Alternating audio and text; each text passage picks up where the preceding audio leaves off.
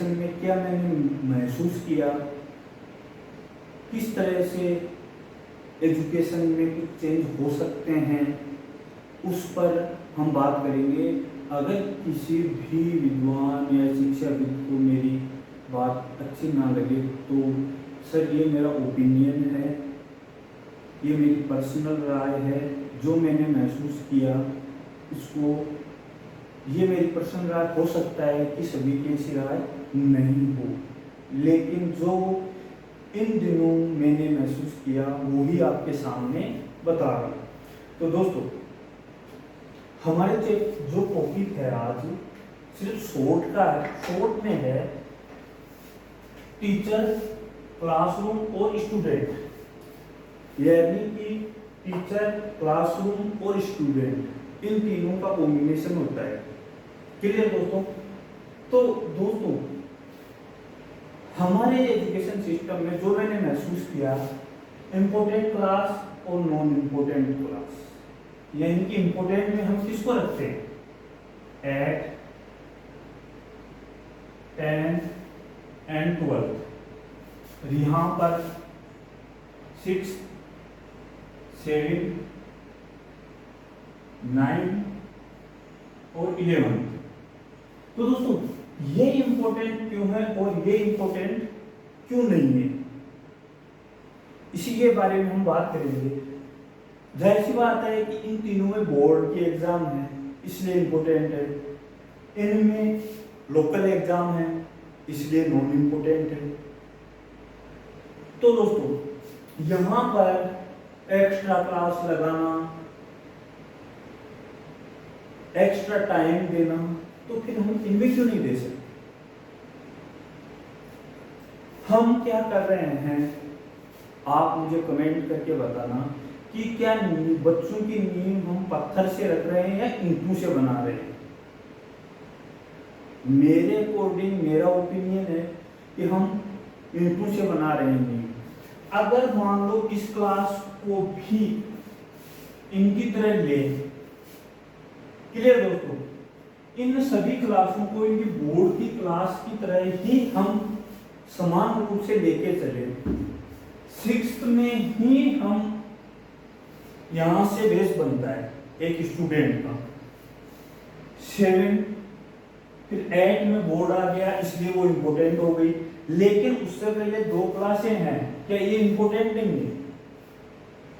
ये दोनों क्लासें 8 क्लास की जड़ है। फिर 9th 10th में बोर्ड है इसलिए हम इसको इंपॉर्टेंस दे रहे हैं। 11th इसको इंपॉर्टेंस नहीं दे रहे, 12th को इंपॉर्टेंस दे रहे हैं। तो दोस्तों, बच्चे को, सभी बच्चे नहीं है, कुछ मोर इंटेलिजेंट बच्चे हैं, वो तो पकड़ कर लेते हैं, लेकिन ज्यादातर बच्चे इस जमेले में फंस के उनका बेस तैयार नहीं हो पाता है। अगर हम यहाँ से ही इन बच्चों को इन नॉन बोर्ड क्लासेस में ही अगर स्ट्रॉन्ग करें तो हमें क्या एक्स्ट्रा क्लास लेने की जरूरत होगी? अगर यहीं से बच्चे को इन बोर्ड क्लासों की तरह पढ़ाया जाए तो क्या फिर बाद में हमें इनमें एक्स्ट्रा क्लास की जरूरत पड़ेगी? नहीं पड़ेगी, क्योंकि बच्चे को यहाँ से ही हम तैयारी करवाएंगे।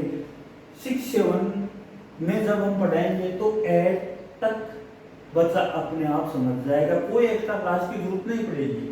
लेकिन एक्स्ट्रा क्लासेस लगाना, ये फिजूल का करना, वो इसलिए है कि हम अपनी कमी को छुपा रहे हैं, क्योंकि यहाँ हमने बच्चों पर ध्यान दिया ही नहीं, तो यहाँ रिजल्ट के चक्कर में एक्स्ट्रा क्लास लगा रहे हैं। बात कड़वी है लेकिन सत्य है। यहाँ पर इंपोर्टेंस दी नहीं इनको और यहाँ पर इंपोर्टेंस दे रहे हैं, एक्स्ट्रा क्लास लगा रहे हैं। क्यों? 9th को भी बोर्ड की तरह ले सकते हैं, यानी कि एक टीचर की नजर में सभी क्लासें समान होनी चाहिए। यहीं से बच्चे के लाइफ की स्टार्टिंग होती है कि आगे उसको क्या करना है। यहाँ तक आते आते अगर हम इन क्लासों में कोई इंपोर्टेंस नहीं देते हैं, सिर्फ रिजल्ट के लिए तैयारी करवाते हैं, एक्स्ट्रा क्लास लेते हैं, लेकिन कम से कम बच्चे का बेस तो तैयार करो। बेस इनसे तैयार नहीं होगा। अगर इनसे तैयार हो तो आप मुझे कमेंट करना। बेस तो यहां से लेंगे तो ही हम यहाँ आते आते बच्चे को, अगर यहाँ से हम इम्पोर्टेंस देते हैं क्लास को, यहाँ आते आते बच्चे को पता चल जाएगा कि मुझे क्या करना है। ये एक मेरा ओपिनियन है जो मैंने इन 10-15 दिनों में देखा है। कोई चेंज ऐसा मेरे को, कुछ क्लासों में मैं गया हूँ, कुछ बच्चों से मैं मिला हूँ, तो मुझे ऐसा लगा है कि अभी वही घिसा पिटा चल रहा है काम। एक मेरे ध्यान में उस समय एक सवाल आया जो कल से ही मेरे दिमाग में है कि वीडियो बनाऊं नहीं बनाऊं। जब एक टीचर क्लासरूम में एंटर करता है तो बच्चे उसके सम्मान में खड़े होते हैं, ये बहुत अच्छी बात है। लेकिन जब वो बैठते हैं तो सबसे पहले क्या काम करते हैं? कभी इसके बारे में किसी ने सोचा है? वो सब बैठते ही सबसे पहले पेन और रजिस्टर निकालेंगे, जबकि उनको पता नहीं कि टीचर पढ़ाएगा। सिर्फ वो उनका ध्यान है कि हमें लिखना है, क्योंकि उनको सिखाया ही जाता है कि आप छापो, आपका काम सिर्फ छापने का है। तो मैंने कई बच्चों से इसके बारे में ओपिनियन लिया, तो वो बोल रहे हैं सर ये ठीक है कि इस लिखने के चक्कर में उनका कॉन्सेप्ट क्लियर नहीं हो पाता है। और यहीं से अगर आप ये चीजें बंद कर दो, क्योंकि एक टीचर का काम है नोट्स बनवाना या पढ़ाना, तो बच्चों को इतना करो कि वो कम से कम 5-10 मिनट क्लास में शांति से बैठे, बातों को सुने और फिर लिखे। और लिखे भी ऐसा, नोट्स का मतलब क्या होता है? नोट्स का मतलब ये नहीं है कि आपने किताब का 80% भाग बच्चों को सिखवा दिए, ये नोट्स नहीं। नोट्स है कि आप एक शॉर्ट टर्म होता है जो एग्जाम के टाइम में बच्चा रिपीट कर सके, तो लगभग जो है 30% के आसपास नोट्स होने चाहिए। क्लियर?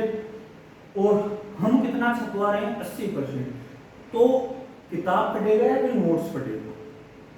नोट्स भी ऐसे हो कि बच्चे को एग्जाम टाइम में देखने में, मतलब उनके रीडिंग मारने में या पन्ने को देखते ही वो समझ जाए कि क्या है। अब नोट्स कैसे बनते हैं, कैसे बनाते हैं, वो अब अगले जो वीडियो है उसमें बात करेंगे। तो दोस्तों ये एक कमी है एजुकेशन सिस्टम की, जिसका दोष पढ़ाने वाले का भी नहीं है, उतना नहीं है, पेरेंट्स का भी उसमें रोल होता है, क्योंकि वो भी इन 3 क्लासों को इम्पोर्टेंस देते हैं।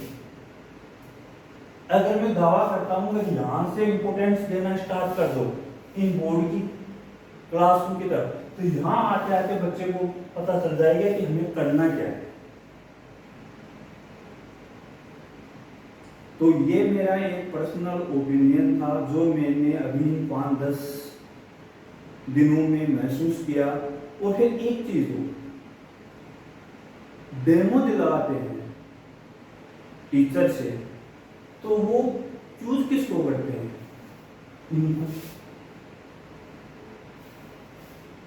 इनको चूज करते हैं डेमो के लिए। मेरा पर्सनल ओपिनियन है कि आप यहां से डेमो चूज करो ना, किसी भी टीचर से अपॉइंट कर रहे हो, यहां से चूज करो, क्योंकि बेस यहां है, यहां बेस नहीं है। और इसको बेस नहीं मानते हैं, इसी वजह से यहाँ एक्स्ट्रा क्लासेस लगाने, एक्स्ट्रा एफर्ट लगाने की जरूरत पड़ती है। अगर वहां पर एक्स्ट्रा एफर्ट लगा देते तो यहाँ एक्स्ट्रा एफर्ट की जरूरत ही नहीं पड़ती। मतलब बच्चे को कनेक्ट करो, 6 के बच्चे को 7, क्योंकि जो बोर्ड है, जो सिलेबस डिसाइड करता है, उसने भी कुछ सोच समझ कर सिलेबस को डिसाइड किया है। क्योंकि 9th, 6th, फिर 7th तो इसका अगला पार्ट 7th में आएगा ना, फिर 7th उसका अगला पार्ट 8th में आएगा, फिर 9th में आएगा, और फिर 10th में, फिर 11th और 12th में। यहां तक बच्चे को 6, 7, 8, 9, 10 यहां तक बच्चे को मजबूत कर दो। 11वीं 12वीं में खुद समझ जाएगा कि मुझे क्या करना है, कौन सा सब्जेक्ट लेना है और किस सब्जेक्ट की क्या इम्पोर्टेंस है। मैंने हालांकि एक क्लास ली थी तो उसमें मुझे अफसोस हुआ, मैंने पूछा कि कितने स्टूडेंट हैं जिनको हिस्ट्री में रुचि है, यानी कि इतिहास विषय पसंद है, तो उनमें से किसी एक भी स्टूडेंट ने हाथ नहीं बढ़ाया। यानी कि या तो वो स्कूल के हिसाब से सब्जेक्ट लिया है, इंटरेस्ट उनका किसी में भी हिस्ट्री में इंटरेस्ट नहीं, तो उसका रीजन ये है, सबसे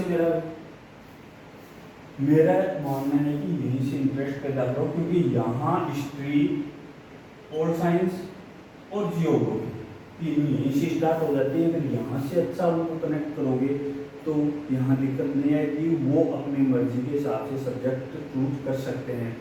तो दोस्तों आज के लिए मेरा इतना ही। जो मेरा 10-15 दिन का या क्लासरूम का जो एक्सपीरियंस था वो मैंने शेयर किया। ये मेरा ओपिनियन है,